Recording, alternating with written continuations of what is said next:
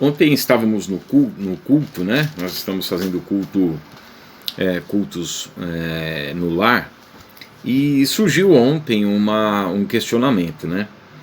A igreja do Fábio, entre aspas, né? A igreja em que o Fábio é pastor, né? Durante já algum tempo, ela não enche, é uma igreja que não enche. Então levantou-se esse questionamento. E eu trago isso comigo já há muito tempo, e realmente não enche mesmo. Já houveram pessoas aí que disseram: eu gostaria de ir para a igreja e sair cheia, né?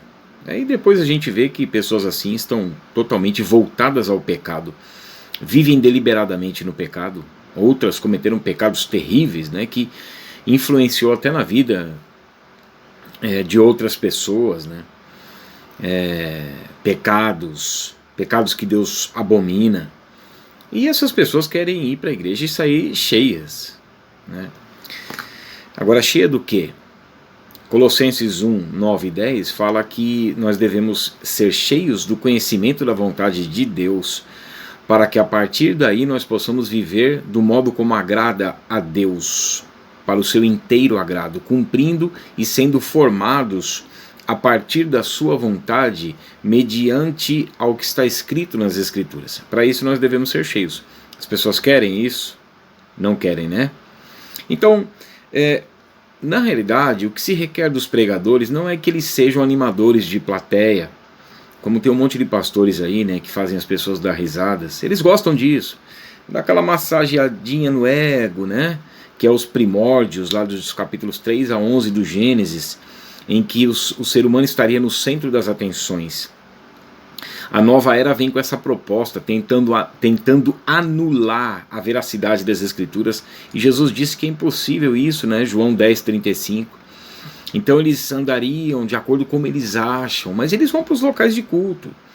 Eles vão para os locais de culto, mas eles querem determinar como deve ser o local de culto.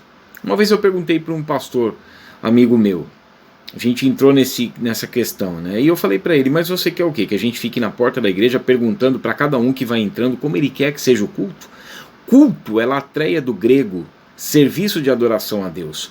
E adoração é proskineu, como um cão lambendo a mão do dono. Nós estamos em submissão e ponto final. O que se requer do pregador é o que está em 1 Coríntios capítulo 4, verso 2. Ora, além disso, o que se requer dos despenseiros, que é um período de tempo, né, da dispensação da graça da igreja, é que cada um deles seja encontrado fiel. Em Mateus capítulo 24, verso 45 e 46, diz assim: quem é, pois, o servo fiel e prudente, a quem o Senhor confiou os seus conservos para dar-lhes o sustento, através da palavra, né? Bem-aventurado aquele servo a quem seu Senhor, quando vier achar fazendo assim. Então, o objetivo do pregador é ser encontrado fiel por Jesus. Não é agradar as pessoas. Então, já fica aí a primeira dica. A igreja do Fábio não enche. João capítulo 6, verso 60. Muitos dos seus discípulos, tendo ouvido tais palavras, disseram: duro é esse discurso, quem o pode ouvir? Aí no versículo 66 diz assim: à vista disso, muitos dos seus discípulos o abandonaram e já não andavam com ele. De 70 até então aqui, né, Jesus era seguido por multidões, 500 irmãos, 70 discípulos, 3 que estavam mais próximos e só um que recostava em seu peito.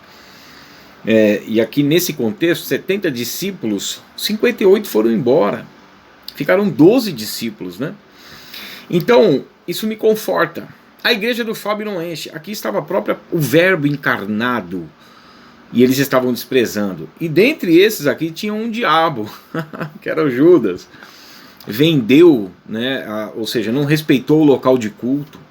Ele vendeu por 30 moedas de prata, que era o preço de um escravo na lei, né?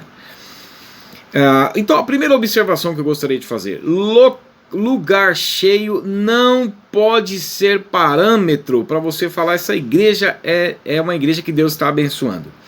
Mateus 24, 4, 5, 11 e 24, Jesus disse assim: cuide para que ninguém vos engane. Quando ele fala dos últimos dias, a pergunta, respondendo à pergunta, ou as duas perguntas dos discípulos, né? Mateus 24, 3, dize-nos quando sucederão essas coisas, que foi a destruição de Jerusalém em 70 depois de Cristo, que sinal haverá da tua vinda e consumação do século. Jesus começa já a falar que iria surgir uma gama de falsos profetas, falsos pastores.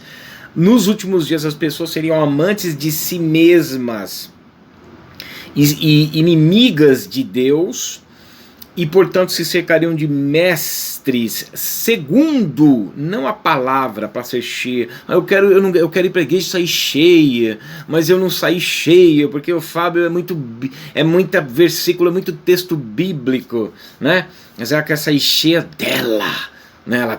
Eles querem sair cheios deles, segundo as suas próprias cobiças, e se recusarão a dar ouvidos à verdade, e vão entregando-se às fábulas. Como? 2 Pedro, isso aí está em 2 Timóteo capítulo 3, verso 1 a 4, 2 Timóteo capítulo 4, verso 1 a 4. Depois o apóstolo Pedro vai escrevendo que os mestres fariam isso movidos por avareza, fariam o comércio das pessoas com palavras fictícias, fábulas, e muitos seguiriam suas práticas libertinas. Local cheio, porta larga, caminho espaçoso, conduz à perdição. A igreja, no capítulo 3, verso 17, ela está dizendo: eu não tenho falta de nada. Mas no verso 20, Jesus está batendo a porta, a igreja está fora. Jesus está falando no verso 18: eu te aconselho, ouça a minha palavra. E a igreja está dizendo: não, nós estamos muito bem, nós não queremos.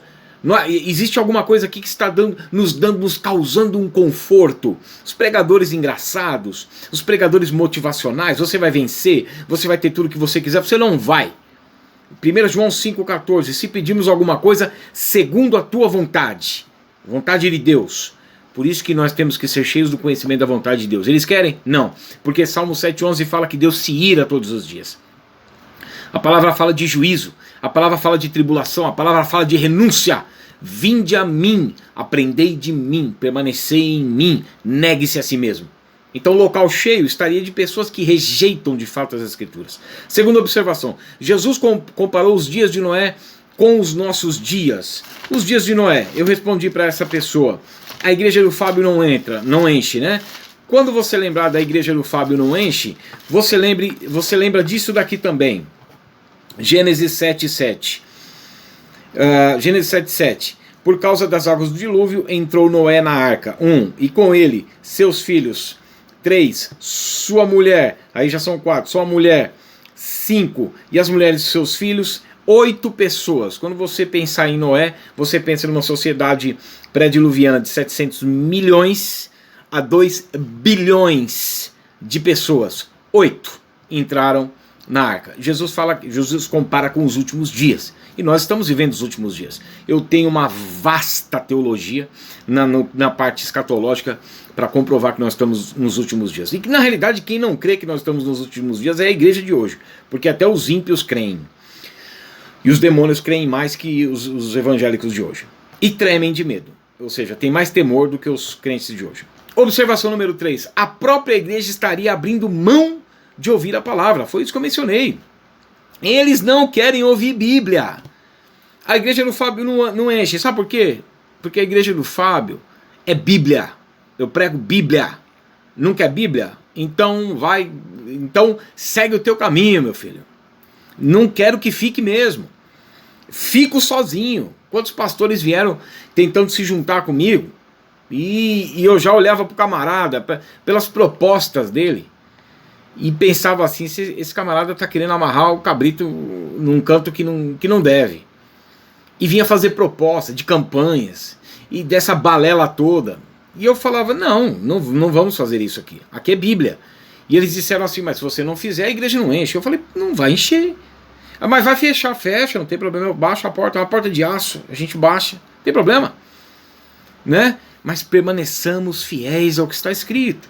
Então, Jesus está do lado de fora dessa igreja, batendo a porta, falando: olha, se alguém ouvir, se alguém abrir, eis que estou à porta e bato, se alguém ouvir, ou seja, uma voz de arrependimento, de comando, da igreja precisa voltar para a Bíblia. E eles estão dizendo: não, sai daqui, nós estamos bem, nós não temos falta de nada. Por quê? Porque é um falso ouro, é uma falsa sensação de liberdade, é um falso conforto. Curam superficialmente a ferida do meu povo, dizendo a paz quando não há paz. A igreja de hoje está mais próxima cronologicamente do retorno de Cristo, está mais distante das Escrituras, por isso que não está percebendo, né? O pastor não pode deixar-se levar pela animosidade dos ouvintes, pois já existe uma palavra doutrinária pré-estabelecida. Gênesis 6:22. Assim fez Noé consoante a tudo que o Senhor lhe ordenara. A comparação que eu quero fazer aqui é em 1 Timóteo capítulo 3, verso 4 e 16, Atos 2:42, Mateus 24:25. Existe uma palavra pré-estabelecida, a doutrina dos apóstolos. Ou seja, fidelidade. Nós já sabemos como devemos nos portar na casa de Deus, na igreja do Deus vivo. 1 Samuel capítulo 3, versos 8 a 13. Saul, porque as pessoas estavam se espalhando, de acordo com a animosidade do povo, caído e corrompido, Saul então desobedece a ordem de Samuel, que já havia dito o que deveria ser feito. Efésios 4:17, o apóstolo Paulo diz que eles andariam na vaidade dos seus próprios pensamentos. Os pastores estão sendo covardes, porque ao invés de permanecer fiéis ao texto bíblico, estão se deixando levar pela animosidade das pessoas e deturpando então as escrituras. Sofrerão punição, castigo. E Paulo disse em 1 Timóteo 4,16, tem cuidado de ti mesmo e da doutrina, para que fazendo assim você possa salvar tanto a você como aqueles que estão te ouvindo. Eu permaneço fiel aos textos sagrados.